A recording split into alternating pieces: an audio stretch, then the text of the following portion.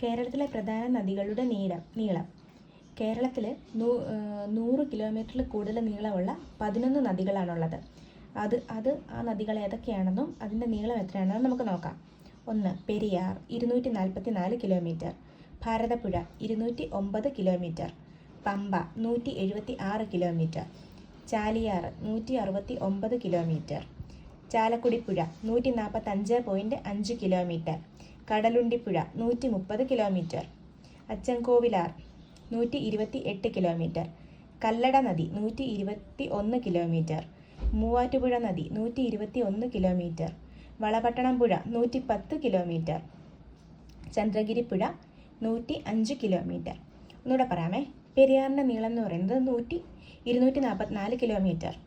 ഭാരതപ്പുഴയുടെ നീളം എന്ന് പറയുന്നത് 209 കിലോമീറ്റർ. പമ്പയുടെ നീളം 176 കിലോമീറ്റർ. ചാലിയാറിൻ്റെ നീളം 169 കിലോമീറ്റർ. ചാലക്കുടിപ്പുഴയുടെ നീളം 145.5 കിലോമീറ്റർ. കടലുണ്ടിപ്പുഴയുടെ നീളം 130 കിലോമീറ്റർ.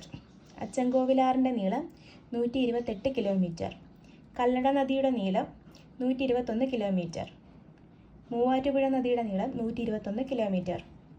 വളപട്ടണം പുഴയുടെ നീളം 110 കിലോമീറ്റർ. ചന്ദ്രഗിരി പുഴയുടെ നീളം 105 കിലോമീറ്റർ.